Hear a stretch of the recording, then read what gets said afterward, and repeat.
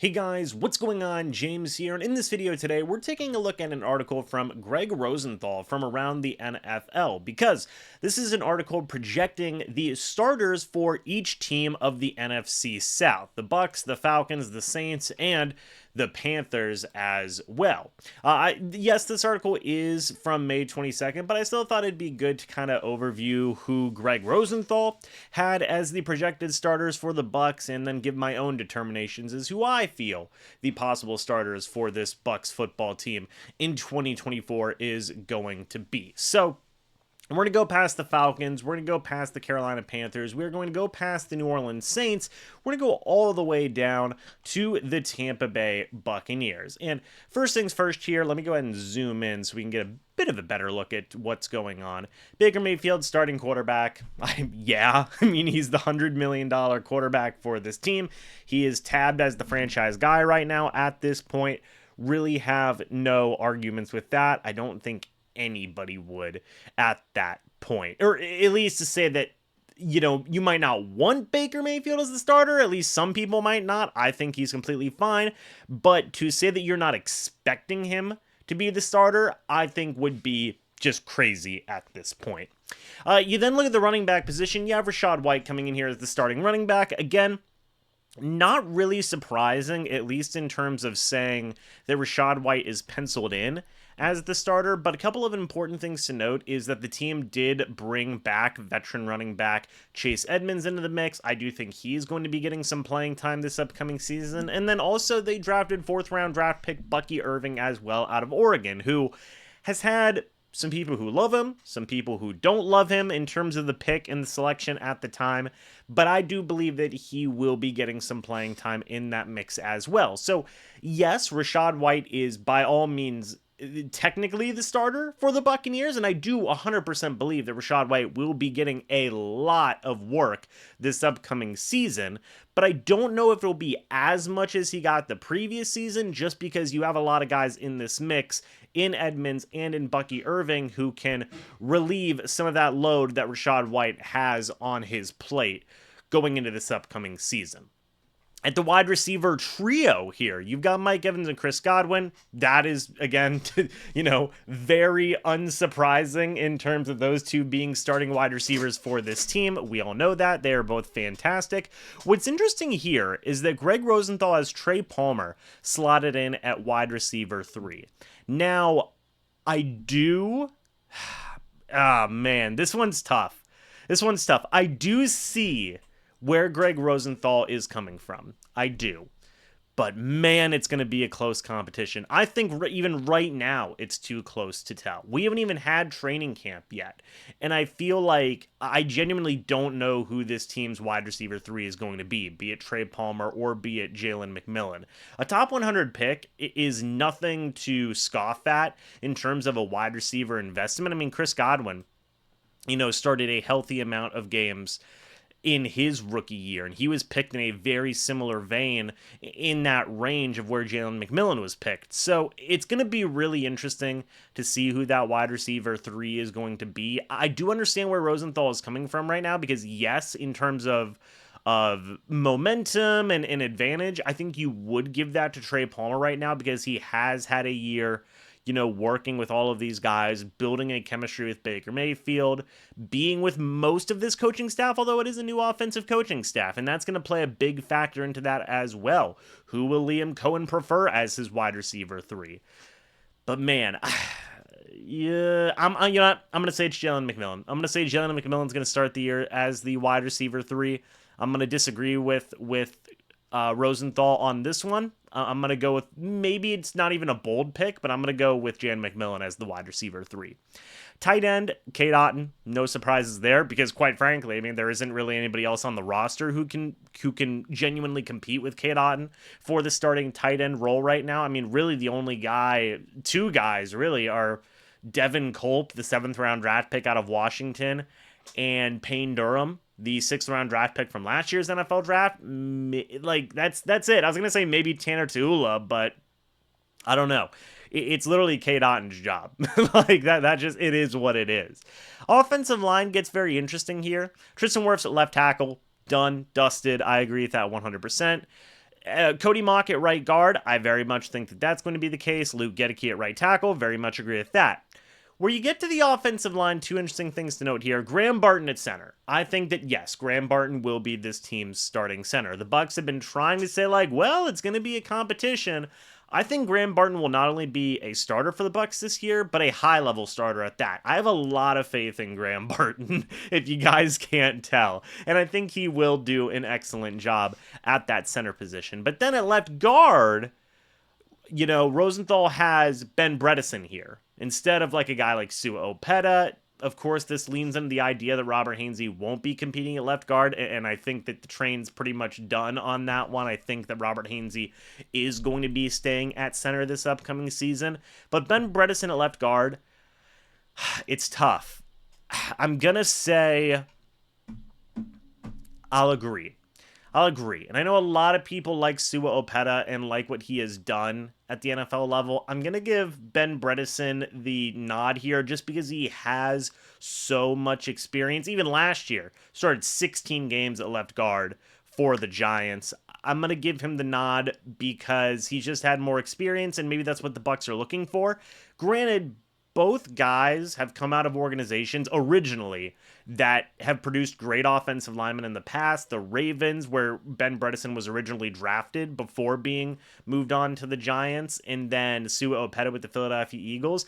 I would not blame anybody if they put Sua Opeta here at starting left guard. I'm just going to go with Ben Bredesen here. Do I have a surefire, like lock it in type of reason? No, not necessarily, but I'm going to go with Bredesen here at left guard. So really, I don't disagree with any of the starting offensive line here. The only one which is a maybe is Ben Bredesen at left guard. Moving on to the defensive side of things. Now, this is where it gets very interesting, in my opinion. So, firstly, let's take a look at this defensive line here, this pass rush group, if you will.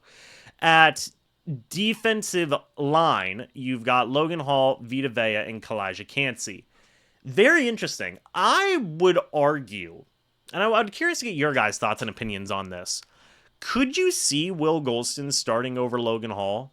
If Logan Hall just really doesn't set himself apart in training camp and preseason, like, could you see Will Golston starting? I don't know. It might be a possibility. I mean, both those guys are very similar build, and to be completely honest, Will Golston might give you more at this point. And that sounds awful. It sounds like I'm really trashing Logan Hall here. I just haven't seen a lot from the guy right now. This may change in training camp and preseason if we see more from the guy, but I don't think it's crazy to say that Will Golston could be this team's starting defensive end, or maybe even you throw a guy like Greg Gaines in there at some situations. I don't know. I mean, also Greg Gaines is probably going to be your backup nose tackle, but that's the first thing I want to note there. Logan Hall, you might be able to put Will Golston in there. I don't know. Just a thought. Secondly, Yaya Diaby starting at edge. I agree with that 100%. Kalijah Cansey starting at defensive end. Yeah, I agree with that 100%. Vita Vea, duh, right? Chris Braswell, the second-round draft pick, starting opposite edge of Yaya Diaby. Interesting pick here from Greg Rosenthal. There's a few options that could have been put there, in my opinion. You could have had Joe Tryon-Shoyinka. Maybe if somebody's feeling a little spicy, they throw out like Anthony Nelson or Randy Gregory. So like there are some names out there, right? Like if you want to go real crazy, throw out like Marquise Watts. But Chris Braswell, interesting choice here from Rosenthal. I'm going to say it's still going to be Joe Tryon-Shoyinka. I'm still going to say that because they've invested so much into the guy. You had Todd Bowles say like, oh, I know how to use him now. What does that mean? I don't know, man. But like, it definitely leads me to believe that they still want to give JTS a chance. And I think Braswell could be like the number 3 edge rusher here for the Bucs. But I don't know if he would be the full, if you could like pencil him in as that starter. Like, I don't blame you if you do. For me though, I'm going to have JTS there. So a couple of ones I disagree with here. Like maybe you put Will Golston or Greg Gaines in for Logan Hall.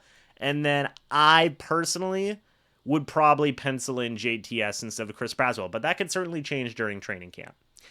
You then have some linebacker spots here. They only have Levante David, which I assume if you had to have another inside linebacker spot, you would have KJ Britt there. but Rosenthal said, I don't even want to deal with that. I don't even want to think about that. Levante David's the only starting inside linebacker for this team. It is what it is. I mean, hey, depending on what Todd Bowles wants to do, if he wants to be a little, froggy, spicy with it, maybe he puts JTS at inside linebacker at some points. I don't know. Cornerback's a bit of an interesting one here. You've got Jamel Dean. We've talked about him as the cornerback 1. I'm probably going to be having a separate video talking about Jamel Dean coming up here on the channel. You've got Zion McCollum as the cornerback 2.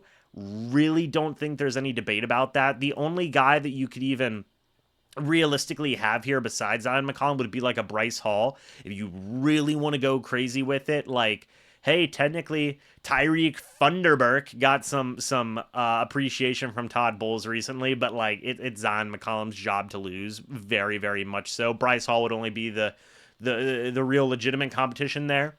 What gets really interesting here, which by the way, I just want to say, like, I agree with Antoine Winfield Jr. and Jordan Whitehead as the team's starting safeties. Tyke Smith as the starting nickel cornerback. Now this is interesting because I feel like there's a few guys you can pencil in there. You have Tyke Smith, the Bucs' recent third-round draft pick, who a lot of people have enjoyed. I was going to say I do see him as the team's starting nickel cornerback, but, like, there are some other options there, right? Like, you brought in Tavier Thomas. You have Christian Izien from last year. Like, both those guys are very good nickel cornerbacks as well. I get where Rosenthal is coming from in terms of penciling in Tyke Smith. I don't know, man. I don't know. I'm going to disagree.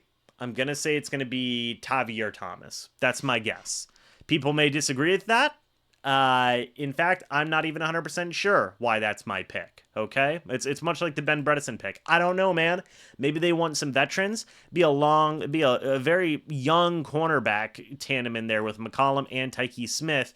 Guys who aren't starting a lot. Bowles might just favor the veteran in that scenario, or maybe he does go with the Christian Izien. And because Christian Izien, I thought was a pretty decent nickel cornerback last year. So I'm going to go with Tavier Thomas because I think Tyke Smith might need some time to acclimate into the NFL, and maybe they want to play Christian Izien more as a pure backup safety behind Winfield Jr. and Jordan Whitehead. So that's just like my headcanon for it. That's my story, and I'm sticking to it. So there you go. And of course, for kicker and punter, you've got Chase McLaughlin and you've got Jake Camarda, long snapper, Zach Triner. That's kind of it for that. But what do you guys think? Would love to hear your guys' thoughts and opinions about this down in the comments section below. What do you guys think the projected starters for the Bucs are going to be? Put your lists down in the comment section below. I'd love to hear. Or if you guys agree with my list, say that you agree and tell me why. Say that you disagree and tell me why. I'd love to just hear your guys' thoughts and opinions. Thank you guys so much for watching this video. I hope you all enjoyed. As always, guys, I'll see you all in the next video or the next live stream. But until then, and as always, guys, goodbye for now, and go Bucs.